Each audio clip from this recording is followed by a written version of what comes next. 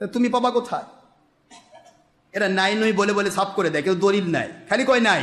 হুজুর কোথায় নাই, দলিল দেন তো। তা তো নাই, কথা বলছেন নাই কিন্তু দলিল নাই। তো এরকম আপনারা কোনো কিছু না খেয়ে দেখেন মজাটা কত। একটা মানুষ কিয়ামত পর্যন্ত কোনো দিন দিনের বেলা খাওয়া দাওয়া পরেও রোজার সওয়াব, কথা কয় না কেন হবে? আমরা ছোট শিশুদেরকে বলি, যাদের বয়স 10 বছর এখনো হয়নি, ওই আমার শিশু এই সেই 7 বছর আগে থেকে রোজা শুরু করছে। আমি কই আম্মা আপনি কাক দিবেন? কয় যে আপনাকে দিব। 7 বছরের শৈশব তো রোজা ফরজ হয়নি, কথা বুঝতেছেন না আপনারা? রোজা তো কয় বছর থেকে ফরজ হয়? 10 বছর থেকে। তো রোজা এখন এরা রাখে, এদিক বলা হয় যদি সে না, যদি দিনে 3 বারও খায়, 3টা রোজার সওয়াব দিবে আল্লাহ। সেহরি খাবে, সেহরি খেয়ে ক্ষুধা লাগছে, পরে যে আবার খাবে, এটা আমরা ফজিলত বলি ছোট শিশুদেরকে উৎসাহ দেওয়ার জন্য। কিন্তু আমার নবী কি ফজিলত দিলেন দেখছেন?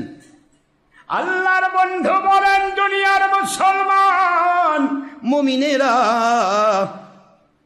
ঈদুল আজহার দিনে তুমি কোনো কিছু না খেয়ে ঈদের মাঠে যাবে, ঈদের মাঠ থেকে বাড়িতে ফিরে আসবে, কুরবানি জবে হওয়া পর্যন্ত অপেক্ষা করবে, এরপরে তুমি খাবে, পুরা দিন রোজা রাখার সওয়াব দেওয়া হবে।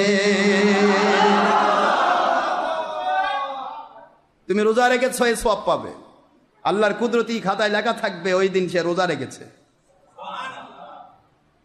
আর এই 10 দিনের রোজার ফজিলত আপনাদের আগে শুনাইছি আমি। এক এক দিন রোজা 1000 দিনের রোজার সমান, এক এক রাতের ইবাদত লাইলাতুল কদরের সমান।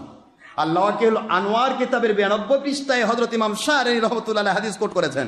তিনি বলতেছেন যে আরাফার দিনের রোজা, এটা ইস্পাহানি এবং শাহরানী দুইজনই হাদিস কোট করেছেন। বলতেছেন আরাফার দিনের রোজা 10,000 দিনের চেয়ে উত্তম। যেটা আজকের রোজা। কিসের রোজা বাবা? আরাফার রাতের ইবাদত 10,000 রাতের চেয়ে উত্তম। তবে 10টি লাইলাতুল কদর, কয়টি লাইলাতুল কদর, কয়বার, কোন রাতে, তাও তো খবর পাওয়া যায় না, কখন আসে আল্লাহ ভালো জানেন। করতে হয়, বেজর রাতগুলিতে তালাশ করতে হয়, আল্লাহ পাক দান করেন। কিন্তু এটা একবার এক নির্ভরযোগ্য সূত্র যে আরাফার রাত হচ্ছে 10টি লাইলাতুল কদরের সমান। সুবহানাল্লাহ বলবেন না? কই আমল আছে? বাতিল ফেরকাতে চিন্তা করে খালি কত ফাঁকি দেওয়া পারে। পারলে যে মনে হয় যে নামাজ যদি 4 রাকাত ফরজ 2 রাকাত টানে কম করা যেত তো আরো ভালো হতো। আর মানুষও তো সুবিধাবাদী, সারা জীবন বাপদাদার সাথে দোয়া করছে, আল্লাহুম্মা আমিন। একটা রিক্সাওয়ালা, ভ্যানওয়ালা, সালাওয়ালাও যদি হয়, ফকির ভিক্ষা করবে আসছে, সেও যদি মনে করে আল্লাহ নামাজ পড়বে আসছে, এটা দোয়া না করে চলে যাব, এটাই কি আগের মানুষের হিসাব ছিল না? কথা বলছেন না কেন জোরে? এখন কোন মুন্সি টিভির পর্দায় কইছে দোয়া নামাজের অংশ নয়। সুবিধাবাদী এখন ফকির আর লাগছে না, বাদশাহ চিন্তা করতেছে ওর ঘরে যদি একটু টিভি দেখি তাহলে তো চিত্ত বিনোদন হয়, দোয়া করে কি ফায়দা? যেটা ইসলামেই নাই, কিন্তু টিভি কোন ইসলামে আছে? ওটার ফতোয়া তো মুন্সি দিল না, কারণ ওই গুনার কাজে মুন্সি নিজে ডুবে আছে। আর এটা নেক আমল থেকে আপনাকে বাধা দিল। হুজুর বলেন ফরজ নামাজের পরে দোয়া করলে কবুল হয়, আজানের পরে দোয়া করলে কবুল হয়। সুবহানাল্লাহ বলেন। আর এ বলল অংশ নয়, তাহলে এই বড় না আমার নবী বড়? এই কোনটা দেখাবে? কাদিয়ানীদের সে বড় কাদিয়ানীরা যারা কয় নবী যেটা করেছে তার বিরুদ্ধে বলে, এরা কাদিয়ানির চেয়ে বড় কাদিয়ানী। এদেরকে খুঁজে রাখতে হবে, বিশ্বাস করুন। কাদিয়ানি তো মানুষ চিনে, কিন্তু এদের মানুষ চিনে না।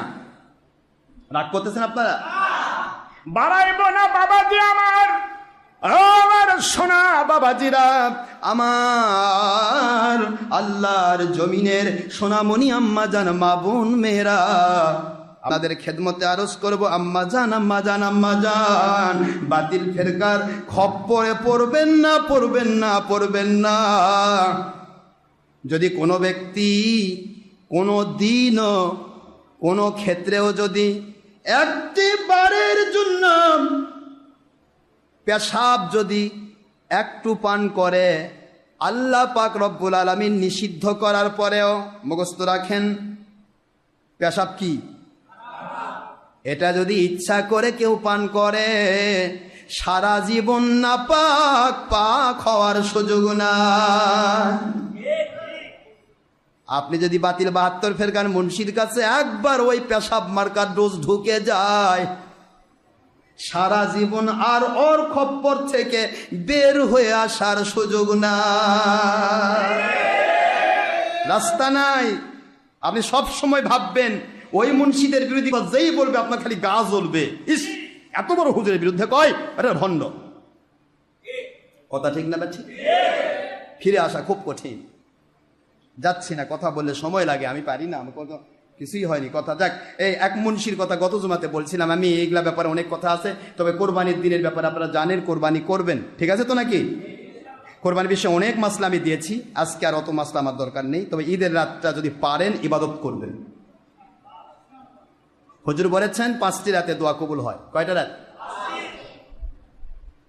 আউয়ালু লাইলাতুম মির রজব, রজবের প্রথম রাত, অর্থাৎ লাইলাতুর রগায়েবের রাত, জুমারাত, রজবের প্রথম জুমারাত। 2 নম্বর লাইলাতুন নিসফা মিন শাবান, শাবান চাঁদের 15 তারিখ, শবে বরাতের রাত, মনে রাখবেন। 3 নম্বর লাইলাতুল কদর, কদরের রাত। 4 নম্বর লাইলাতু ঈদিল ফিতর। 5 নম্বর লাইলাতু ঈদিল আজহা। এই 5টি রাত দোয়া কবুলের রাত। সহি হাদিস শরীফ, হাসান সহি হাদিস। সুতরাং এই রাতগুলিতে ইবাদত করবেন, আল্লাহর কাছে চাইবেন। আরাফার রাতে দোয়া কবুলের রাত, হুজুর পাক সাল্লাল্লাহু আলাইহি ওয়াসাল্লাম পৃথিবীতে আসার রাত, সেটাও দোয়া কবুলের রাত। এগুলি সব রাতের উত্তম, জোরে বলুন সুবহানাল্লাহ।